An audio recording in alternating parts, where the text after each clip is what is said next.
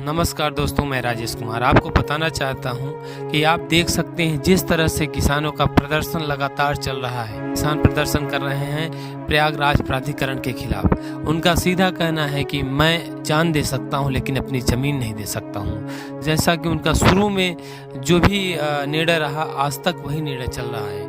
ये किसान बराबर हर गांव में जा रहे हैं, जैसे निबैया हो गया और आपका हिनौता हो गया, मुकुंदपुर हो गया, बजहाँ हो गया, हाजीपुर हो, कई ऐसे गांव मोहल्ले आ रहे हैं। जो वहाँ के लोग हैं उनके पास सीमित जगह है, सीमित दायरा है, जो कि खेती किसानी करने की सीमित ज़मीन है।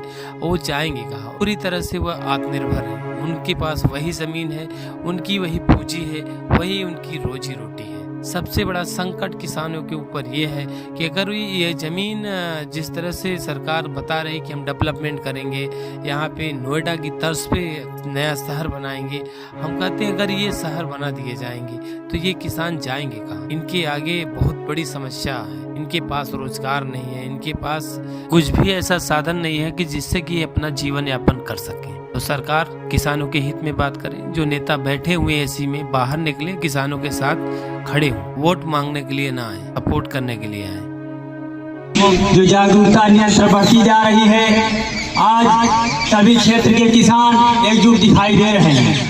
हमें उम्मीद है ये लड़ाई बहुत दूर तक जाएगी और हम इस लड़ाई में सफलता जरूर हमको मिलेगी, मेरी पूरी उम्मीद है। अगर आप लोग ऐसे संघर्ष करते रहे, यहाँ बैठे हुए हमारे टीम के कैप्टन चाचा बैठे हैं और देश के भी कैप्टन रहे हैं, उस लड़ाई के हमारे भी किसानों के कैप्टन हैं, इनको धन्यवाद देते हैं कि ये विधान से आज 15 दिन से निरंतर लड़ाई को आगे बढ़ा रहे हैं। मैं इनके धन्यवाद देता हूँ कि जहाँ रहे हम लोग को आशीर्वाद देते रहे और ऐसे आगे हम लोग को बढ़ाते रहे।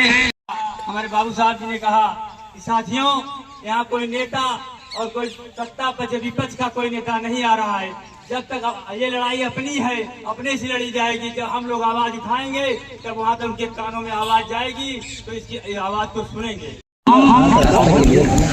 कुछ बिंदु आपके सामने रखते हैं कि जब जेडीए किसी भी क्षेत्र का अधिग्रहण करना चाहता है तो सबसे पहले न्यूज में अधिसूचना देता है। अधिसूचना मात्र निकलने से कोई अध्यादेश या ऐसा कुछ नहीं लागू हो जाता, और उसके बाद क्षेत्र के माहौल को समझने के लिए बीच बीच में नगर नियोजन सचिव आते। हमने ग्रुप में डाला था तो कई लोगों ने कहा कि इसको बढ़ा थोड़ा, तो इसलिए हमने प्रयास किया।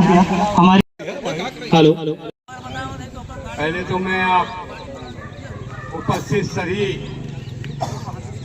क्षेत्र एवं ग्रामीण से जुड़े हुए हमारे किसान भाई हैं, उनको मैं सहजय उनका स्वागत और नमस्कार करता हूं। बंधुओं, बड़ा सौभाग्य की बात है कि आज निबैया ग्राम के इस प्रांगण में हमारे किसानों की जो गोष्ठी हो रही है और कब हो रही है, किस समय हो रही है और उसका तात्पर्य लक्ष्य क्या है। किसान भाइयों, हमारे पूर्वजों ने जो भी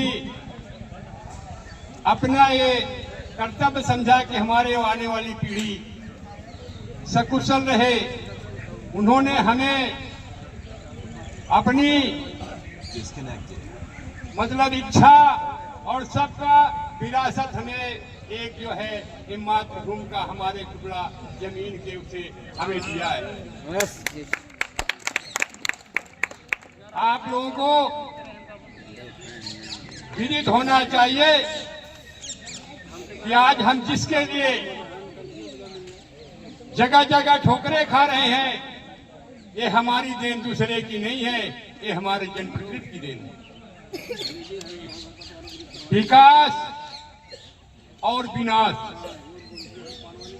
अभी कुछ दिन पहले पीडीए के कुछ लोग आए थे और हमारे मार्केट में बैठे हुए थे, उनमें आपस में चल रही थी, तो दिखा रहे थे कि विकास इतना हो रहा है, देखो कितनी बड़ी बड़ी अच्छी अच्छी बिल्डिंगां बनी हैं झूसी में। देखिए, हमने बोला हाँ बिल्डिंगां तो हैं, लेकिन उसका आपका कहने एक फौजी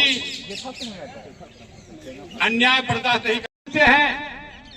जिसके जिगर से आपका पालन पोषण होता है वो हमारी धरती में होता है। इसीलिए स्वतंत्रता सेनानियों का जो समूह था वो इसी पर चला कि अपनी मातृभूमि को छिन्न भिन्न नहीं होने देंगे। तो मैं आप लोगों से अधिक तो नहीं, मैं ये शासन देता हूं, अगर मैं मुझे इस मातृभूमि को बचाने के लिए जान देना पड़ेगा तो कैप्टन तेज प्रताप सिंह अपनी जान रखेगा और पीछे कदम नहीं हटाएगा। कुछ भी होगा, लेकिन आप लोगों से मेरा निवेदन भी है, कार्यालय का कोई भी अधिकारी आए जाए सब कुछ हो, उसके साथ सभ्यता से पेश आना, उसका निरादर नहीं करना। अगर कोई ऐसी बात होती है, उसे बातचीत करता है कि हमको ये जो है इंफॉर्मेशन चाहिए, तो आप लोगों को मैं बता दिया हूं, जबर सिंह तिराहे पर उनको भेज दीजिए और वहां पर हमारे बंधु इकट्ठा होंगे, उनसे अच्छी तरीके बात करेंगे। लेकिन बात करने का हमारा जो है एक और प्रकरण है कि हम बात आज से वादी और प्रतिवादी का डायरेक्ट बात नहीं होगा। जब बात होगा तो उसमें जो है डीएम का रेप होगा, कमिश्नर का रेप होगा, हमारा जो ये जनप्रतिनिधि इनका रेप होगा, मीडिया साथ होगा और पत्रकार बंधु हमारे साथ होंगे। साथ जब इकट्ठा होंगे तभी हम बात करेंगे, जिससे वादी या प्रतिवादी की आपस में बात नहीं होगी।